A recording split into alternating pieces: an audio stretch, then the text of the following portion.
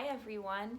Today, my daughter Annika and I are going to read the story Potatoes, Potatoes by Anita Lobel.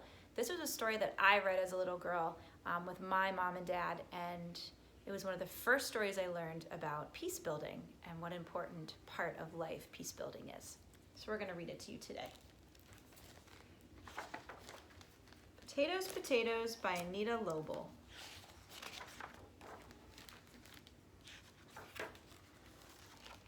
Long ago, there were two countries, one in the east, the other in the west.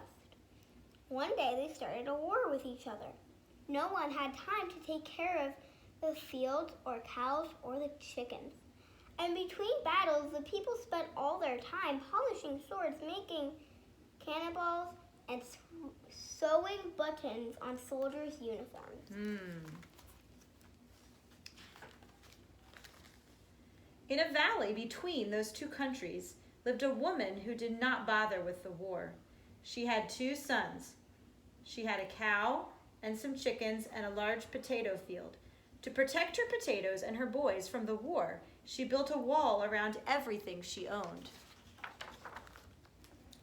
The boys loved their mother. They helped to plant, weed, and harvest the potatoes. They took care of the animals. They liked their soft beds and their cozy house. But why must we have a wall around us, they sometimes asked. Because my potatoes will not grow if the winds from the east and the west blow on them, their mother would answer. On cold winter nights when storms and battles raged outside, they baked their potatoes in a fire and ate them. But the two sons grew up. One day, the older son looked toward the east and saw a regiment of soldiers marching by. "Mother, look at the red uniforms and beautiful swords," he cried, dropping his potato sack. "I have seen red uniforms tattered and muddy and swords bent and broken," his mother answered. "Please don't bother me and go back to work. We'll have boiled potatoes with sour cream for dinner." "I am tired of planting potatoes," cried her son. "Goodbye, Mother," and he ran toward the east. The next day, the younger son looked toward the west and saw a regiment of soldiers marching by. "Mother, look at the blue uniforms and the shiny medals," he cried, dropping his spade. "I have seen blue uniforms torn and stained with blood and medals rusting in the field." "Do your work now," pleaded his mother. "I'll make you some potato pancakes later." "I am tired of weeding potatoes," said her son, and he left and ran off toward the west. Left all alone, the woman cried bitterly. Then she bolted her door and went back to the potato field. The two sons liked being soldiers. Their uniforms were new, their swords and medals gleamed. Ladies threw flowers as they marched by. One son became a general in the army of the east, and the other a commander in the army of the west. Many battles were fought, but sometimes after a battle, the general looked at his muddied sword and bent uniform and thought of a baked potato and a soft bed. And sometimes the commander looked at his stained uniform and rusting medals and thought of potato planting and a warm fire. They thought of their mother and felt sad. Still more battles were fought. The fields were empty and burned. There was nothing left to eat in the east or the west. "We are hungry," cried all the soldiers in the army of the east. Their general knew a place where there was food. "We want food," demanded all the soldiers in the army of the west. Their commander knew a place where there were things to eat. One night, the two armies marched toward the valley where the woman and the potatoes were. "Mother, my soldiers are hungry," cried the older son over the eastern wall. "We must be strong to win battles." "Mother, my men want food," cried the younger son over the western wall. "Let us have some potatoes and we shall fight for victory." There was stony silence behind the wall. Potatoes, potatoes, the soldiers began to shout. Potatoes, potatoes, potatoes.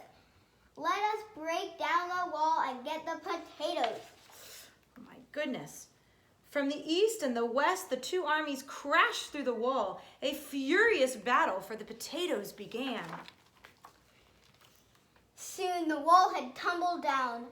The house lay in ruins. The cow and the chickens were gone. The field was trampled. Many soldiers were moaning on the ground, and the general and the commander had been wounded behind a large pile of rubble. The women lay on the ground without moving. The general and the commander looked at their mother and all the broken things and began to weep. Mother, mother, this is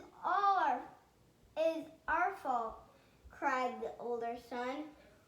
What have we done? Cried the younger son. Speak to us, they begged. Yeah, good. The battle had stopped, and the soldiers stood very still.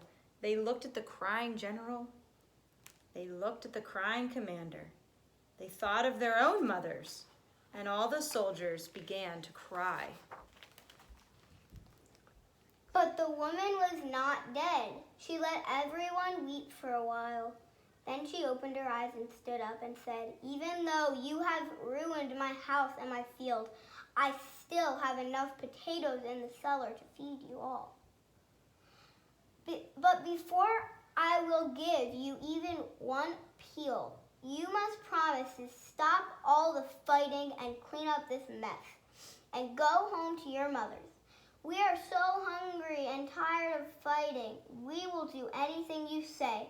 Let us have some potatoes. Oh, mother, you might have been killed, cried the commander. We are so happy you are not dead, cried the general. Forgive us. Please forgive us. Hooray for potatoes and hooray for mothers, shouted the soldiers when they had eaten and felt better. They began to sing songs their mothers had taught them. Soon the singing was heard in the east and in the west.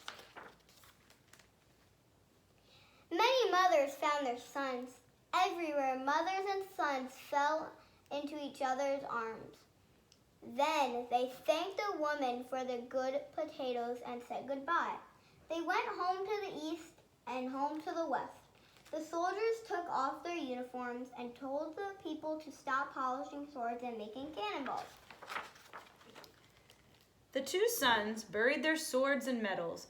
They helped their mother plant new potatoes in the field. They rebuilt their mother's house and mended the broken things. But they did not rebuild the wall.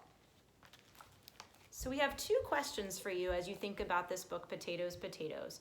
The first one is, who's someone in your life that has taught you about peace and what it means to be a kind and loving neighbor to one another, even to people who are hard to love? And the second question is, in this story, the mother decided not to rebuild the wall because she wanted to make sure that her sons learned to love people in the east and the west. And we want to know, what walls are you breaking down as you grow and learn more about the way of peace, even walls that are in our hearts or in walls that are in our minds or things that we think about other people. Have a wonderful rest of your day. Take care. Goodbye.